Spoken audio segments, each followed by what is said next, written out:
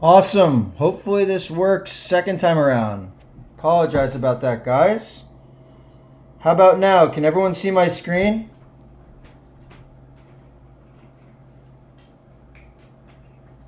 Can anyone see my screen? Hopefully this time around it works. I got a hey, now I can see. Let's see. Awesome, awesome. Okay, I very much apologize, guys. I don't know. See, I didn't even change a setting. Sometimes this silly Streamlabs messes up. Awesome. I apologize about that, guys. So, okay, just going to do a quick recap for all the folks.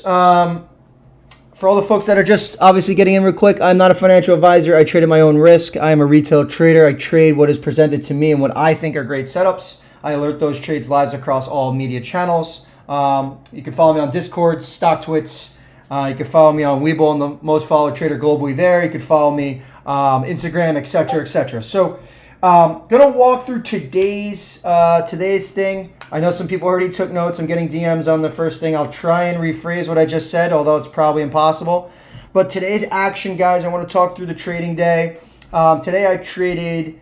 First off, today I had a green day around $71,000. Today I traded the SPY, Alibaba, BABA, ticker PLBY, Playboy, ticker VVOS, and ticker VRPX. Those last two are smaller caps. I'm going to walk through those two trades, as well as the Alibaba, SPY, and Playboy trades. So I'm going to walk through. As many know who follow me for a long time now, I'm a pure on TA analysis charter. So like I do everything based on text. Everything based on where things are on the chart, what volume is doing, and then specifically, most importantly, is price action. For me, price action is everything. I don't enter and exit a trade unless obviously there's hundreds of millions of liquidity going on, if not billions, or if the chart is just a pure great A++ setup, which I alert a few of those, obviously daily and weekly, monthly, etc. If you're not following me, please do follow me on the Discord. Today's a special session. In the next 20 minutes or so, I'm going to be fielding Q&As. I do suspect there'll be hundreds of questions. I will try and get to as many questions and everyone's questions as best as I can, so please don't spam them, but do take notes. Have your questions ready to go. I will do my best to try and answer. Awesome. So to jump right into it, I think everyone can see my screen now. So let's just jump straight in. Awesome. Looks good. Everyone could see. I tried to filter it the right way. Great. So as I was talking on the last video for about a 15-minute rant until I started getting phone calls from everyone, I talked through ticker BABA, Alibaba. So that is the Amazon of China, basically. Huge company, billions and billions of market cap.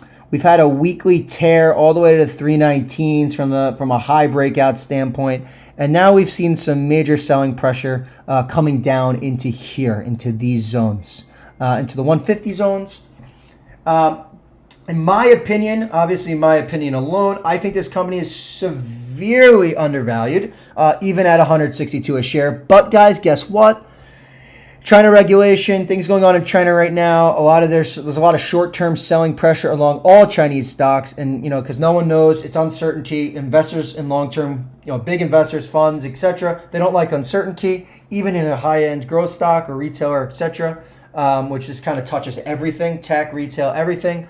And people don't love uncertainty, hence why you've seen some selling pressure, folks taking some off the table. This has had a nice run from the 50s, 60s, 70s back in 2016, which is roughly about 5 years ago. Today I made a big trade on this name. I sold a little too soon, but I didn't want to be greedy on a Monday because of the volatility on this name.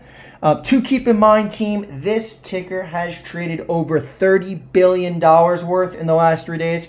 30 billion, not 3 billion, 30 with a zero. That is a ton of liquidity, and that is a ton of cash flow in just 3 trading days, guys. That's $30 billion worth. So, when a stock's dropping this fast, you look at the daily chart. I mean, we saw 190s consolidation up in here. I'm going to zoom into this just so everyone can see. And then we saw it start to fall down. We've had now from here 1, 2, 3, 4, 5, 6, 7, 8. Today was day 9, and we finally saw a green day. So this is a cap bounce. I do think we might be able to see 64, 65, maybe even 67.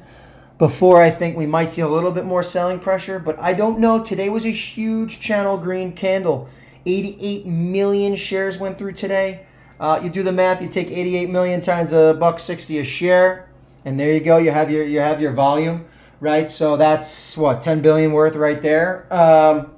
So this stock has been crazy the last 3 days, as I mentioned.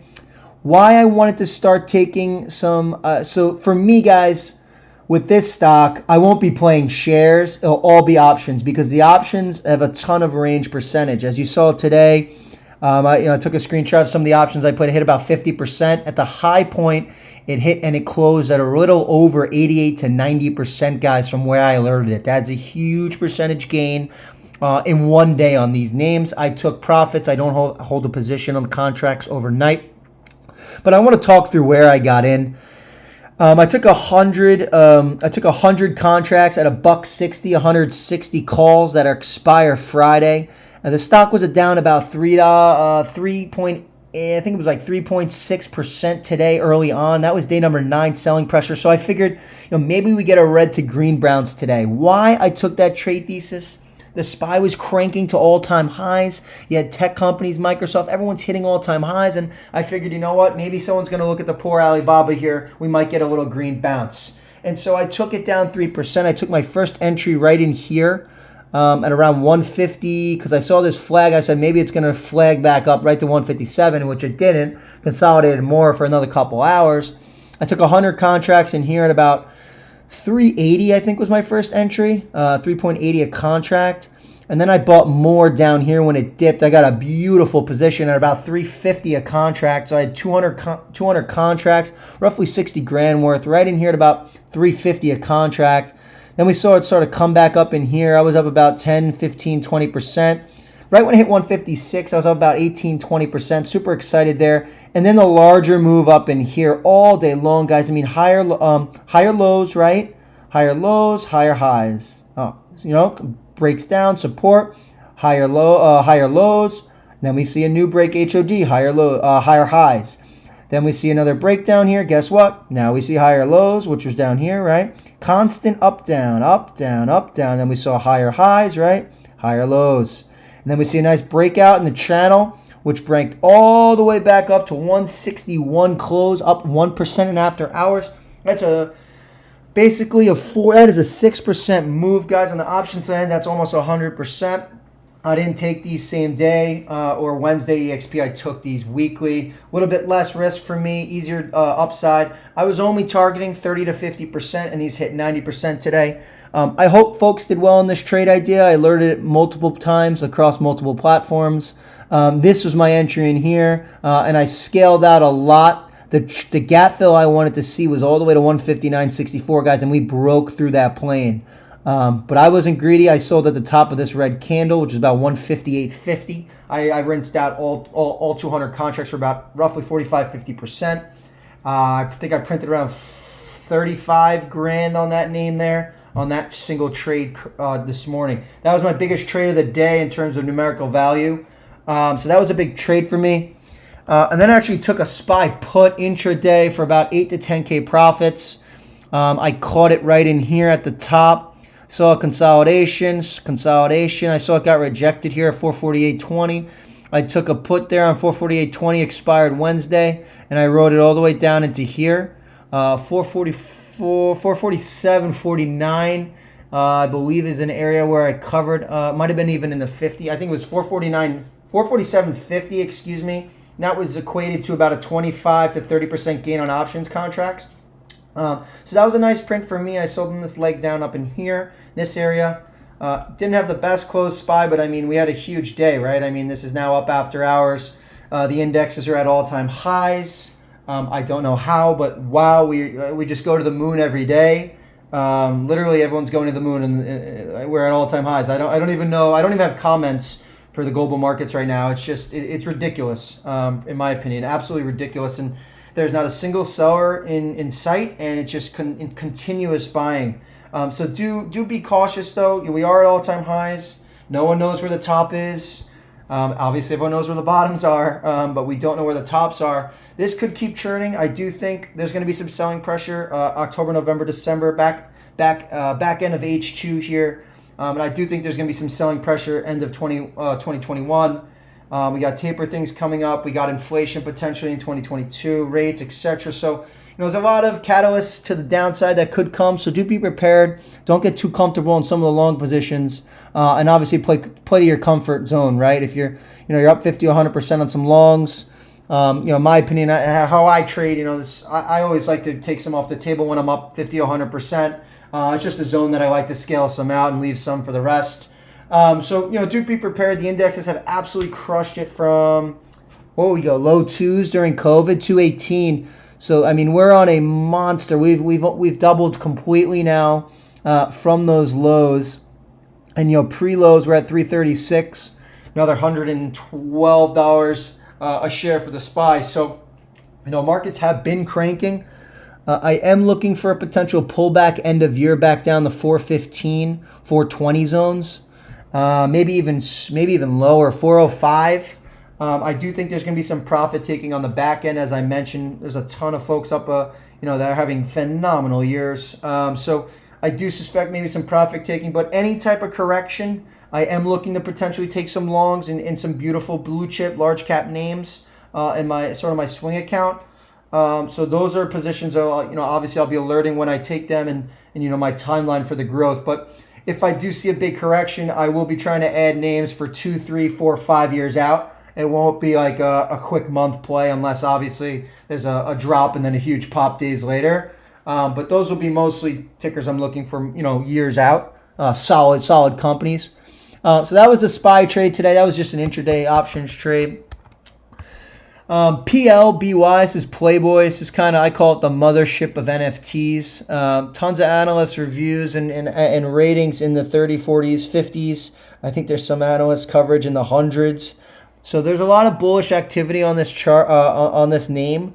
There's been a little bit of selling pressure. I'm predicting that maybe some of the funds, maybe even the PE shop. I haven't seen any type of form releases or anything like that, but I believe there's a PE that owns about 50% of this float. Toots bought the offerings in the 30s, 40s, I believe, when they had the offering. What was that, 2-3 months ago? And this has kind of dropped from the heavier volume range in the 40s. I like it down here off this a weekly chart. I do like it for a bounce up and down in here, right? I think I got that top wick around 21. My shares are below 21. I took this for a long IRA trade. Your best entry, I think, is be around 18. But we've seen some major buying in the 20s, 20, 21, 22s area here. Today we had a phenomenal close, 22.75. So I took a position down up in here on the dip. That's when I bought last Friday. I alerted the purchase buy. I took this in my swing account. As you can see, the shares here, 2070 is my average. The areas where I like to see this potentially gap fill, and I'm in no rush to sell this stock unless it obviously breaks down and hits my stop loss. The areas I'd like to see this hit would be around 25, 27, 28, and then 31 zones. 31 zones would print about 40 to 50%. And remember, guys, this is a long-term swing trade for me. So it could take days, it could take weeks, it could take months, and it could take years to get to my price targets. But those are my targets. I like the add spot down in here on this washout. I didn't catch that washout. I actually got in the day after on the 20th of August, which was, I believe, was last Friday. Yep. So I do like this name. I do like potentially see where this direction is going from a daily chart perspective. We finally saw some wicks. Right, so we had some support down here around 1920, and now we saw 2 green wicks. I'm hoping to maybe see a consolidation here, and then maybe a rip back up into the 30 zones. That would be a beautiful cap bounce on the daily chart. As I mentioned, I am being patient.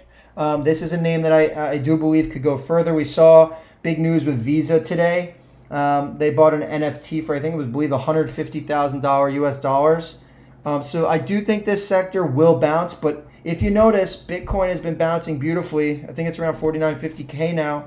If you see Bitcoin, I think, really start to explode here to the upside, I think traders are going to start looking at not only crypto potential, stocks or tickers. I think they're going to be starting to look at NFT names, because NFT names, guys, have been really brutally beat up the last 4 or 5 months after making crazy highs, right? You have other tickers in the small cap space like DLPN, Dolphin, HOFV, Hall of Fame Sports.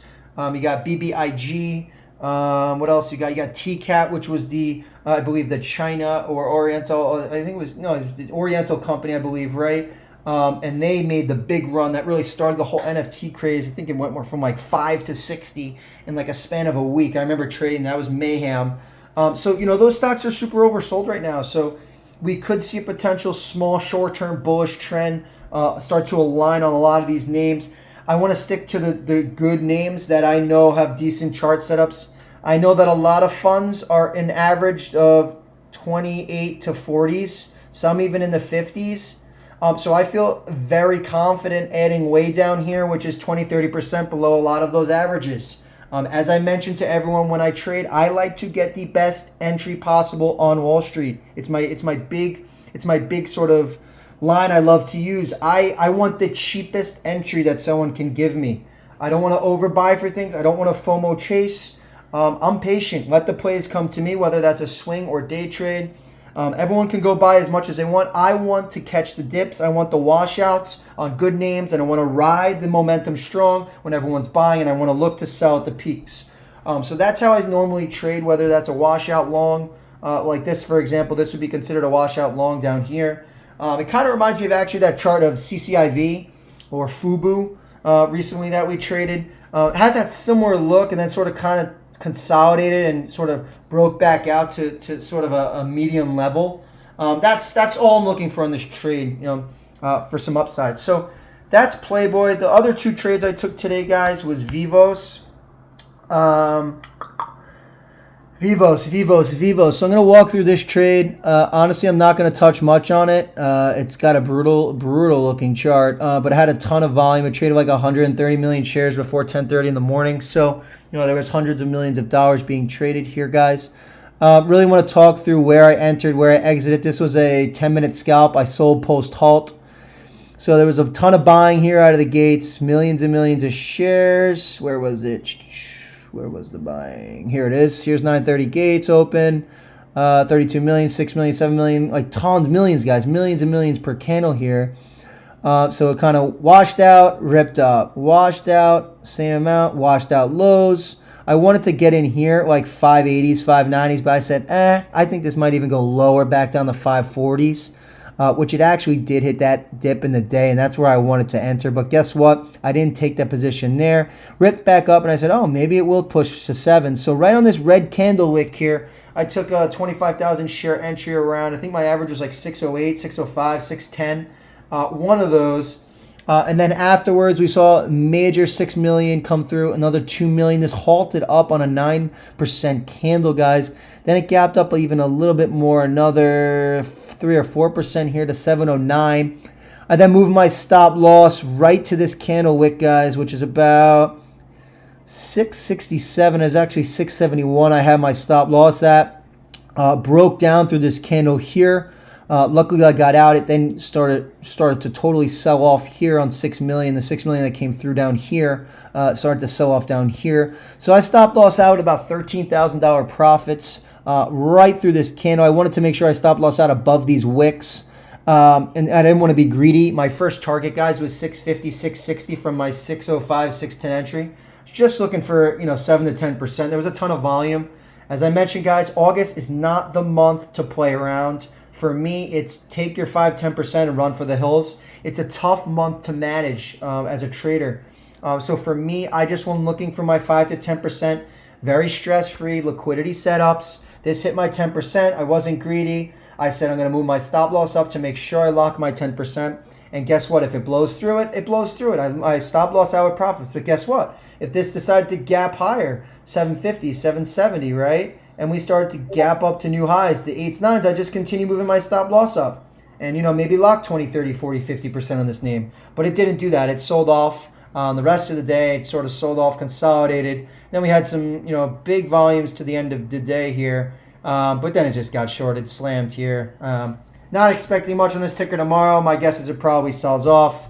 But I don't know. I don't know if it consolidates in this range. Maybe it retests 7s. I don't know. I'm not expecting much. This is not going to be a top watch for me. It was just a quick day trade. VRPX Interesting one, guys. Very interesting one. 1469 close. Not the best close. I'm going to walk through this. This is the last ticker, guys. Have your questions ready. Should be done about 3 minutes here. Sort of why I took I took a small position here on a scalp. If you look at the daily chart, guys, you know, this had a crazy run last week. This is kind of what brought small caps back on the map. Excuse me, let me take a sip of water.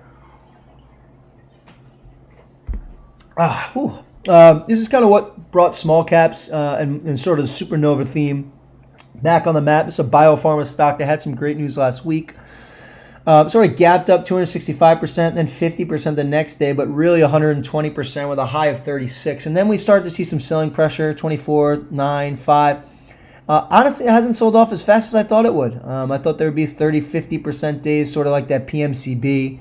But this company hasn't done an offering or anything like that I know of yet. But this bottom wick, guys, here was about 13, if you look, 13.90 and basically $14, right? And so today I alerted, hey guys, I'm looking for potential 14 because that's where it bounced heavily on the daily chart. So we saw some selling pressure. I was waiting patiently. A lot of people were trying to buy this up in here today out of the gates, and it just, to me, it didn't look strong. So I waited for a red 6 to 10% move, and we got it down in here. I didn't add. I wanted to be sure that that's where it might be sort of bouncing from, right? And so, where I added then, I added right in here off this confirmation on this little dip, brew up, went a rip. Had about 10,000 shares, sold the rip here in the 15s. Was a beautiful 7 to 10% move. Then we just started to see some candle rides here. As I mentioned, this is like a 1-2 mil floater, tons of volatility, but great range, decent volume today. Get in and out. I would scalp this name off bottoms. I wouldn't be sort of multi-day swinging this. It's too volatile. I had a huge run. So this is VRPX. So I made some money there. I think it was like 14.10, 14.20 to 15s. Wrote it out for about, 7 to 10% on that name.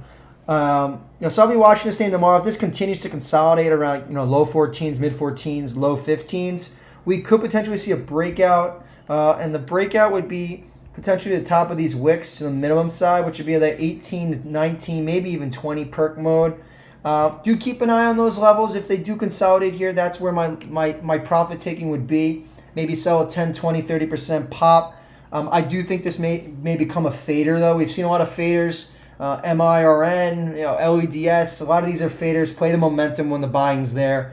As I mentioned, don't get too caught up, in my opinion, on these names that are running 200, 300, 400, 500%. Sort of make those scalps and move on. That's typically how I play them throughout the years. And that was ticker VRPX. That was a biocap small tech name that went through. Awesome. So what I'm going to do now is it's 8:12. I'm going to probably field about 20 minutes or so here, guys, of questions.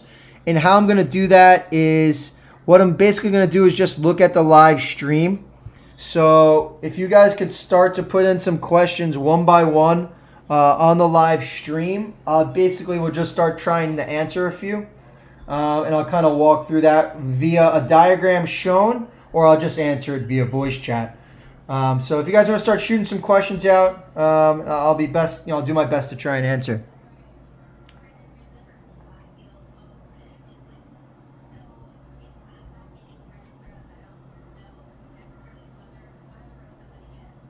Feel free to shoot.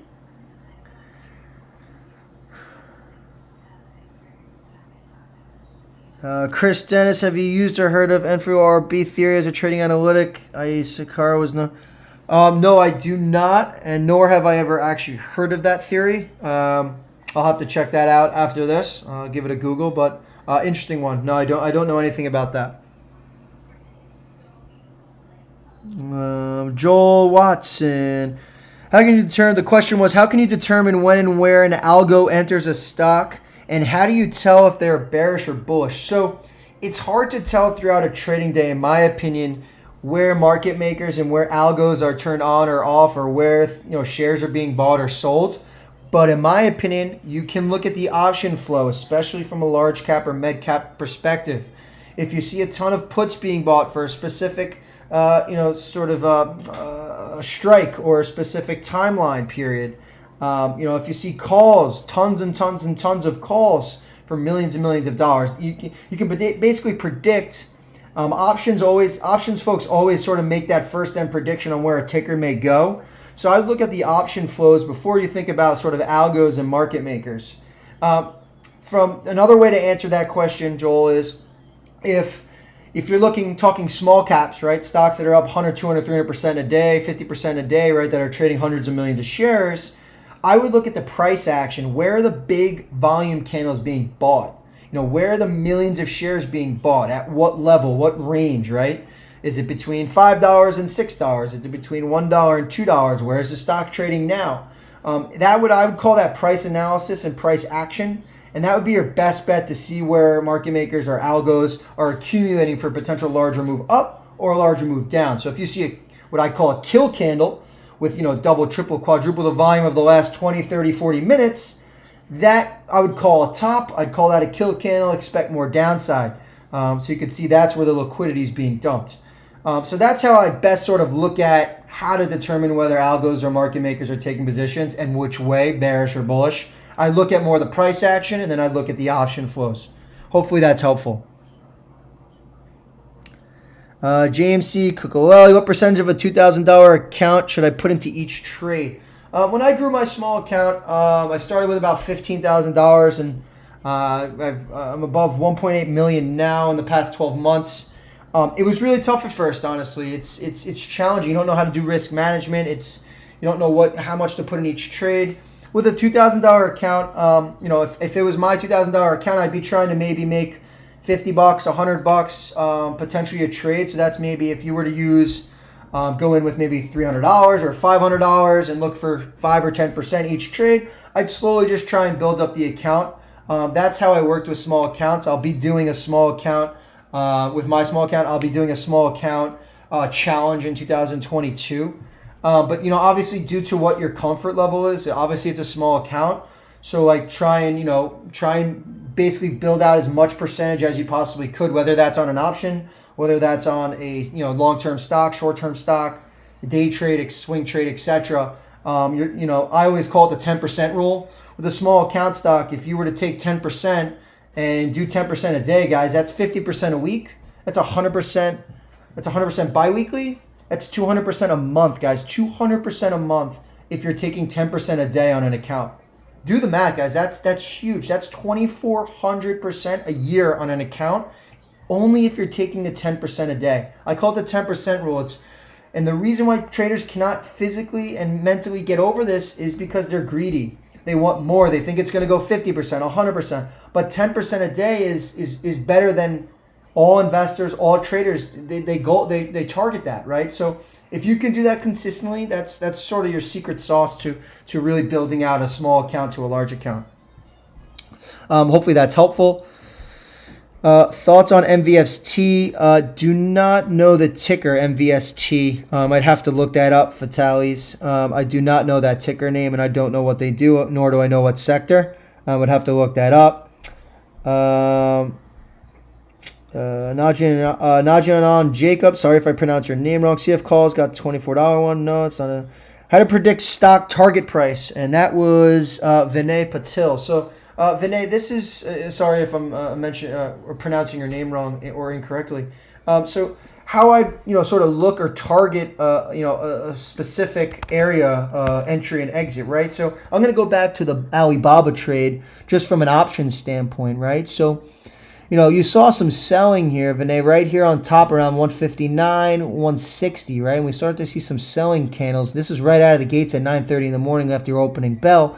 And so that's what I'd call resistance. I would call resistance at 159. So if I enter anything in here, my max target would be about intraday, right? And thinking of the same day, would be around this top of this candle, which is 59.93. Top of this candle, which is 59.75. So this is my area where I would target where to take profits. And that's what I did right in here on the option side of things. I took profits right on that candle going in. Hopefully that's helpful. So where I'd like to put exit for a stock, if it's shares or calls or puts, whatever, you want to look where the selling pressure started, because that would be your first target to take profits, right? Because you know other traders or investors or etc. are going to look to take profits at those regions where the stock sold off. Same thing if a stock's overbought, right? If you're shorting to the downside, where was the stock had crazy high support? Where was the stock being bought heavily? That's where you want to start to cover. As you saw in Alibaba today, 155 was the 2019 support. So you start to see some shorts probably start to cover some positions around this zone here, and then we saw the breakout cap bounce into here. So hopefully that helps answer your question in terms of exiting a stock, where to potentially take your profits. You want to take your profits whether, and I would also answer that another way. If it's a small cap stock and the thing's crazy, it's running 50, 100, 200%, big momentum to the gap, to the upside. I always like to sell those typical stocks when the volume's at its peak and when the FOMO and buying pressure is at all-time high. So the stock's breaking out. That's where I want to be selling my shares into the strength. We call it a strength of a ticker. When the ticker's having a strength or an up, sort of an up gap, that's where you want to be selling those shares. You want to be buying. You want to be selling into strength. So that's typically where I'd look to sell. And hopefully that helps answer my question. Answer your question. Julio Amades, how do we take profits on options, and when do you think 25K to 1 mil challenge will start again? I do think I'm going to run a 15K challenge or 25K challenge to 1 mil in 2022. I do think I'm probably going to start another one. Right now, I'm actually trying to do a Roth IRA, like an IRA challenge up to 500 grand. That's sort of my personal one, not public. But I do want to do another challenge. I think it'd be good for a lot of the new traders to follow along, a lot of my new followers as well.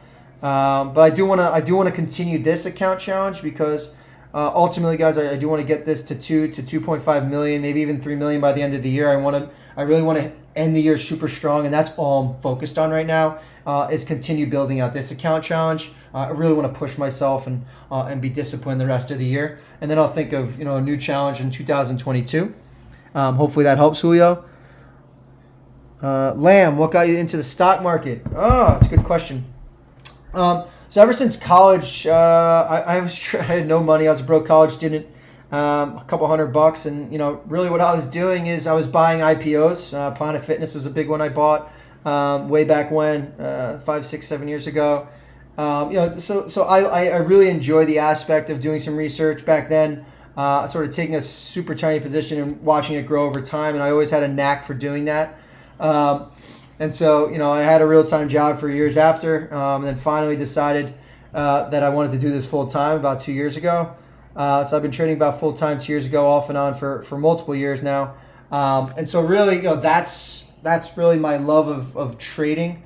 I think it's really cool to be able to, sort of trade on your own money, trade not for someone else.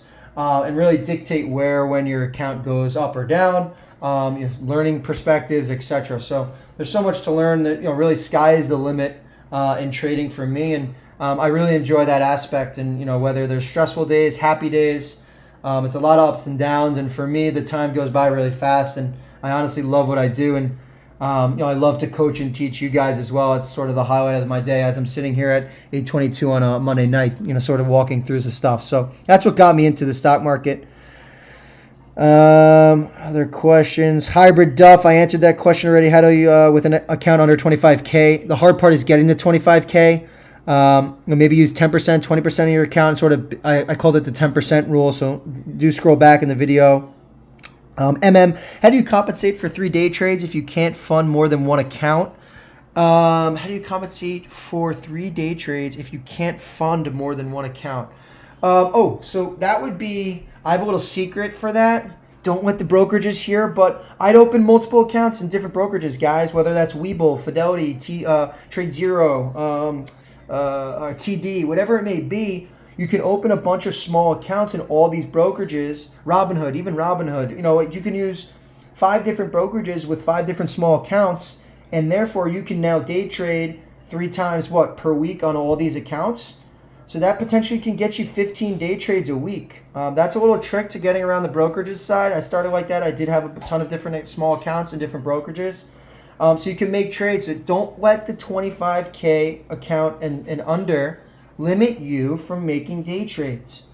Day trades is where a lot of the potential lucrative upside is to a small account, large account, etc. because of the market flows, right? Whether that's options, whether that's shares, whatever you're trading. But my answer to that would be multiple brokerages. Set them up. It never hurts to set up multiple brokerages. Always having a look at different things, and then as well as being comfortable with a specific brokerage or platform that you like to trade on as well, right? So that would be my answer to that, MM. Hopefully that helps.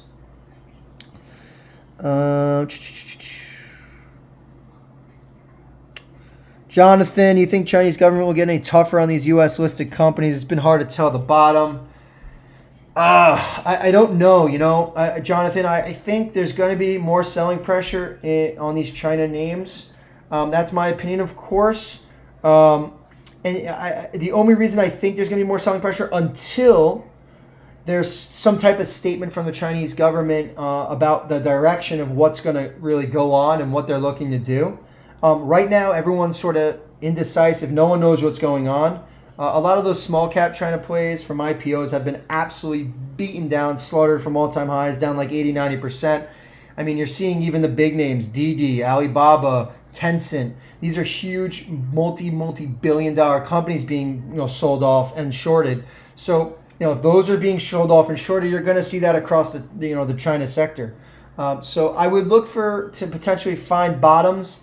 For me, bottoms would be some type of regulation update, or whether or maybe option flow, or start consolidation, long consolidation. So those are the types of things I'm looking for to potentially find a bottom on a lot of these big names.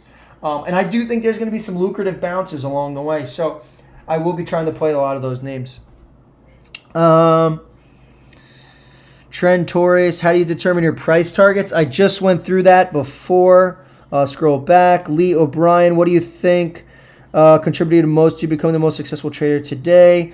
Hours spent studying, but I really think the biggest thing is repetition. Really just education consumed. Repetition, just seeing trades go through, seeing the trends, seeing the breakouts, seeing what gets shorted, seeing where it gets bought. Just seeing that over and over, daily, weekly, monthly, yearly. You start to realize things like just as simple as a momentum gapper that's closing at an all-time high in the day. Do you think it's going to get a 10, 20% after hours push? Like, you always get that little pop in after hours, or most of the time, right? So I play those trends. There's a lot of trends that you start to just play naturally. So, Lee, like for your example, for your question, like, was there a specific content or education I consumed? There was more so repetition and the real life aspect for me. Obviously, as many traders they lose a lot of their own capital at first. I lost probably 80 to 90% when I first started my first couple accounts. And then you learn from a lot of those losing experiences. You don't just start hot and become a god at trading in your first account. I mean, it's just, you have to learn the hard way, in my opinion, right? And that's how I learned. And so I love to get better. I'm very competitive. And so I want to beat out. I want to beat out funds. I want to beat out other traders. I want to beat out the Wall Street gurus. Those are the folks I want to beat out. I want to continue to sort of push myself to become a better trader, etc. So hopefully that's helpful for you to hear. But I think what contributed most, I really would say repetition, studying charts, understanding support and trend lines and resistances. And then really analyzing price action. Those are for me. I'm not a big guy who's going to sit here and talk about MA20, technicals, all these indicators that you can bore yourself to death with a 3-hour lecture and get paid thousands of dollars to go lecture. I'm not here to talk through all these technicals that, to me, they don't help me much. I use a few of them, but I don't really hold my trading on those types of things. Ross Colpin, I talked through the 15,000% in risk management. How do you manage stop loss rules? So really, that's a great question. Question is Hybrid Duff. How do you manage stop loss rules when they count under 25 grand? That's a really good question because you can't unlimited day trade under 25. I get that, but you have to have a risk management. For me, depending on what or how much of my account I'm using on a specific trade. If I'm going in with big size, I'm going to want to be having a stop loss 3, 4, 5%, whether that's a small cap. If it's a large cap and I'm going in with like a major size, 7 figures, I'm going to want to have that less than 1% or a half a percentage because that's a big move, right? A 1% move on a 7-figure trade. So like this, I would look at it as percentages, what you're comfortable, right? In a small cap, things are very volatile. If you get a great entry, maybe you want to average down on another 5 or 10% drop. If you think it's going to bounce later in the day, or you think it's going to, if you're scaling into a position, if it's going up. But stop losses, I like to move out along the way. Swings, I typically don't have stop losses on them. I set them up intraday, especially the swings that I'm using size with. Hopefully that helps answer your question around the stop losses. Henry, I sort of answered that. James Martin. Okay, James, how do you, hard to bar stocks and Webull do not use permission? Webull doesn't have the best platform for shorting. I don't short many stocks on Webull unless it's large cap. Trade Zero is a really good platform for shorting. You just have to localize and pay fees per day. But hopefully that helps answer your question around borrowing shares. Julio, no, I don't exercise options. I just sell the spread. So I'm selling the premiums based on the percentage move of the ticker up or down.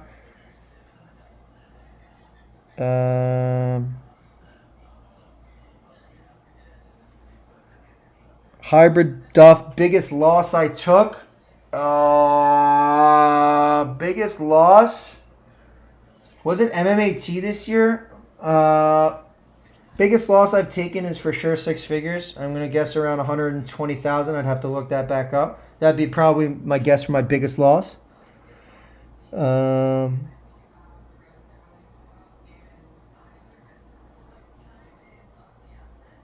Chris Dennis, all motion aside, you should go back and look at ancient plays. Beamy. Yeah, so those are a lot of good bottom feeder plays, potential plays. A lot of those plays have gotten sold off. As you mentioned, that ticker Beamy, China name.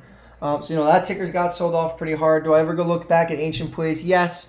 But the reality is in that, what happens is in small cap land or penny stock land, as many call it, you have to play tickers when they have the most momentum, right? They tend to fade out over the next 6 to 12, even 24 months. A lot of these names have one big couple day or couple week moves, and then they start to slowly fade out. The ones that become sort of push into the 100, 200, 300, 400 million, 1 billion plus market cap range, those tend to have a little larger supports and that don't drop as fast.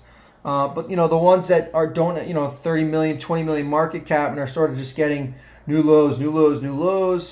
Sort of those aren't the best ones to potentially trade, but you can scalp off the bottoms, right? As I mentioned, tickers like to run sometimes for a couple of days. So those could be sort of good opportunities to make in and out potential scalp opportunities.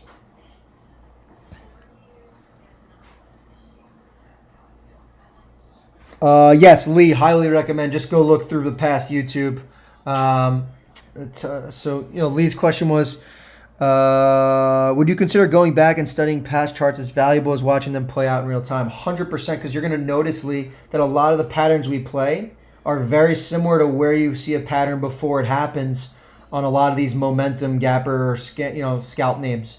So as talks up 100%, we see it consolidate all day. What's going to happen? We're going to see a 10, 20% move up or down after a large consolidation on hundreds of millions of shares, right? So you can sort of play and sort of read those charts and then predict where something may go based on what you've previously seen or studied. So I highly recommend looking at some of my past YouTube charts. I talk through trades and you're going to realize, whoa, Spud has a lot of trades that are these similar type of setups. That's a very, those are strong setups I like to play. All right, guys, I'm like out of breath. I did this for about 40 minutes here, 45 minutes. I hope I answered a bunch of questions. I think I got to the bottom here. Still 55 of you guys on the screen, on the stream. That's amazing. Thanks so much. As I mentioned, I'm not a financial advisor. Please trade at your own risk. These are all my trade ideas and what I am trading by the day, by the week, by the month. And I obviously share my ideas with you all. If you're interested in learning more and you thought this was really helpful, go to my Discord. Scroll up in the information above in the YouTube's channel. You should have my Discord, my Instagram, and StockTwits and Webull there as well. You can follow me on all those platforms. I'm very active. As I mentioned, I do this for a living. I am a full-time trader. So you guys can go check me out there. If you thought the content was helpful, please DM me, shoot me something on Discord. Hope everyone has a great night. Finish tonight. I'm going to go finally get some dinner, get some rest, and I'll wake up tomorrow morning and let's do the whole thing again tomorrow. Pretty excited. I'm going to stick to probably a lot of liquidity, large cap names. I'm going to continue off the momentum that we saw today in the broader markets. Thanks a lot, guys. Take care. Cheers. Have a wonderful night. Spud Zone out.